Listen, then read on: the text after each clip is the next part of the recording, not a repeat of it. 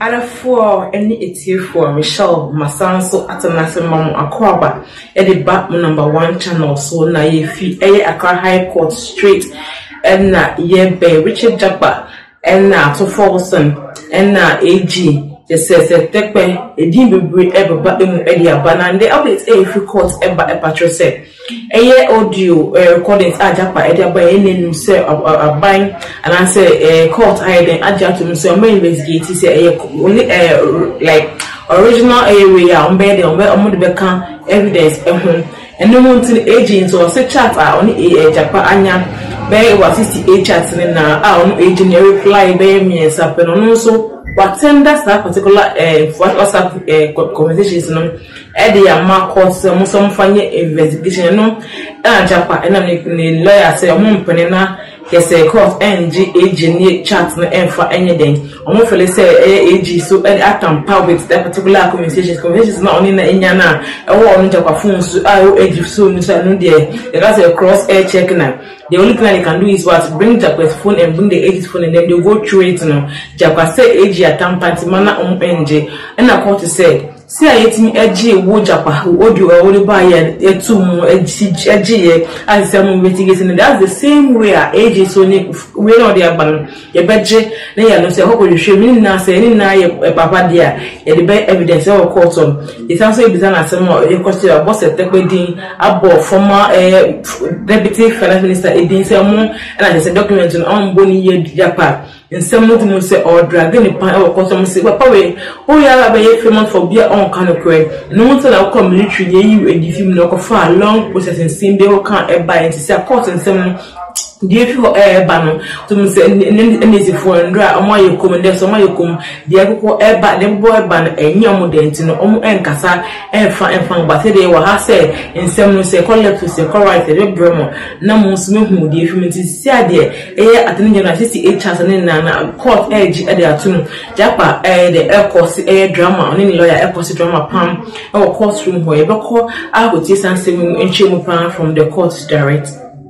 Justice Botwe has admitted into evidence the 68 WhatsApp messages and the 2 replies exchanged between the Attorney General Botwe and the third accused Richard Jakpa. We'll bring you more on this in subsequent bulletins. So join us at 5 p.m. for the big bulletin where we'll analyze the whole issue that comes out from this hearing today. Now, it went on for like 20 minutes. Now, when they came back, the trial judge issued a warning and asked that national security should take up the issue, investigate and get to the bottom of whoever recorded that proceedings. And once investigations is done, we know the outcome of it. It means if you are obviously you'll be in contempt of court. Exactly. You are going to be dealt with. She said if it continues again, she will be forced to take additional stringent measures, which would be that the rest of the proceedings or the trial will be held in camera. Meaning only the lawyers and their clients will be in court. Will be in court to, if it continues. But now she has asked national security to take up any. But did the Deputy Attorney General provide any name as to the one behind the circulation of this audio recording of the court proceedings on Thursday? For those of us who sat in open court, who didn't join the conclave, we were unable to tell whether or not at that meeting in chambers, the Deputy AG mention names or not. We do not know. All we know is that they went in there to verify the claim that had been made by the Deputy Attorney General, after which the judge issued this directive for national security to investigate and also issue the warning that if it continues, she will be left with no option than to, hold the rest of the proceedings in camera. And then before the cross-examination started, the Attorney General himself, Godfrey Adame, walked into the court. Yeah. So but he didn't do the cross-examination. Yes, he didn't do the cross-examination. For the last two sittings, if I'm right, he didn't show up in court. And so there was this rumor that, okay, he has now taken the advice of this trial judge. Today, he showed up, took his seat, but he didn't do the cross-examination, even though he was conferring with the Deputy Attorney General, whilst the Director of Public Prosecution was on her feet questioning Richard Jakpa. He didn't directly cross-examine, the third accused. So now, let's get to the meat of the matter. The first issues that came up, one of them had to do with whether Jakpa was sacked from the Ghana Armed Forces and whether he failed his promotion exams. Correct. So this question, you see the question he just asked. And a yes or no answer. A yes or no answer. It took 4 pages. And I think it went even beyond 4 pages. Answer by Richard Jakpa. So that was the question. Mr. Jakpa, you failed your promotion exams in 2000. I don't recall the exact year. I think it was 2000 or so. Then Richard Jakpa said that will be inaccurate. And then he went on and on with explanation. So let me just run us through a bit of the explanation that he came up with. He mentioned to the court that he was commissioned.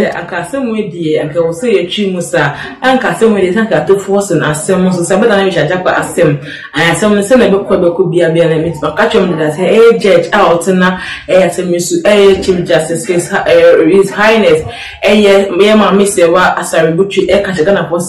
next month the case will end to say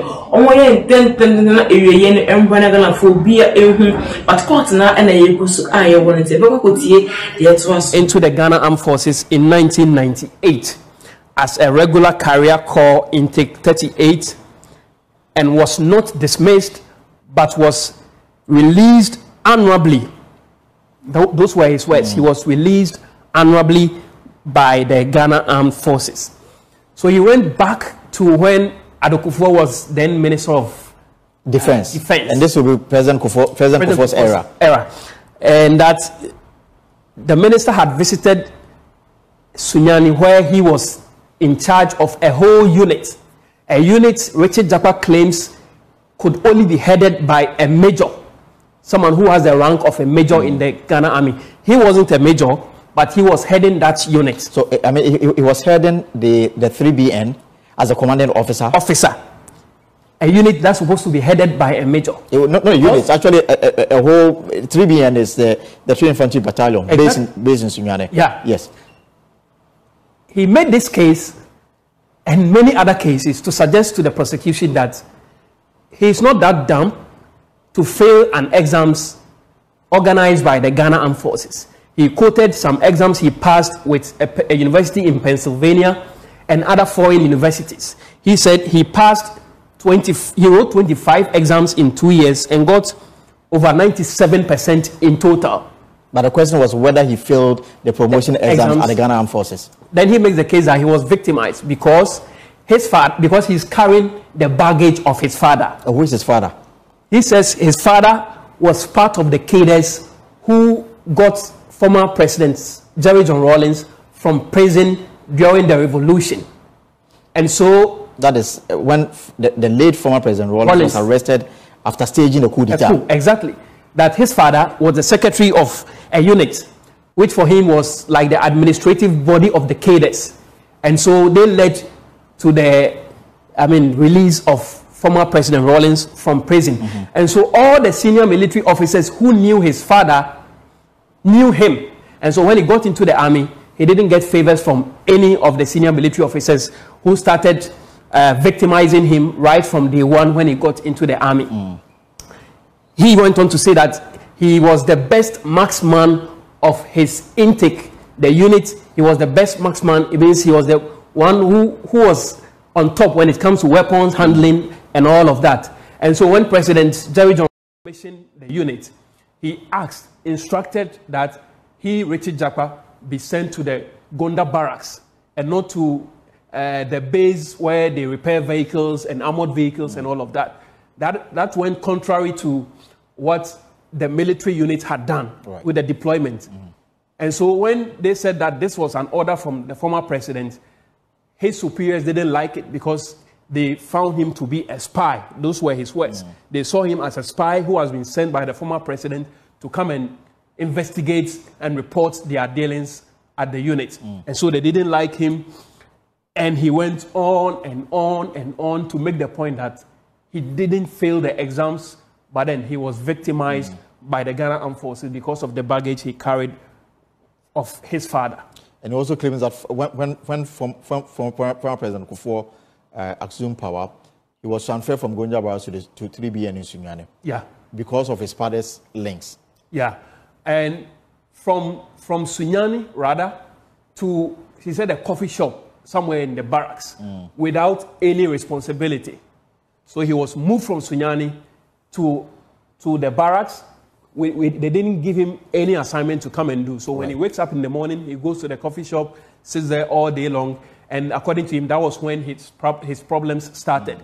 Because one day, whilst he was at the coffee shop, a cook came in and told him that he had found a lifeless body lying at the back of the canteen. He went there and found out that it was the lifeless body of the bodyguard of the former CDS, J.B. Dankwa, who was shot twice in the head. You know, it went on and on. It was a winding testimony by Richard Jakpa, which made it difficult. Just for a yes or no answer on the matter whether he was sacked or he failed the promotion exam. Let's talk about his relationship with the Attorney General, Godfrey Adame. Yeah. So today again, Richard Jakpa in open court told the court that his first telephone conversation with the Attorney General, Godfrey Adame, was when he, Richard Jakpa, was detained at the ministry's police station, and that he had satisfied all his bail conditions. 5 million Ghana cedis, 4 sureties, one to be justified. But then he was being frustrated administratively. Those were his words.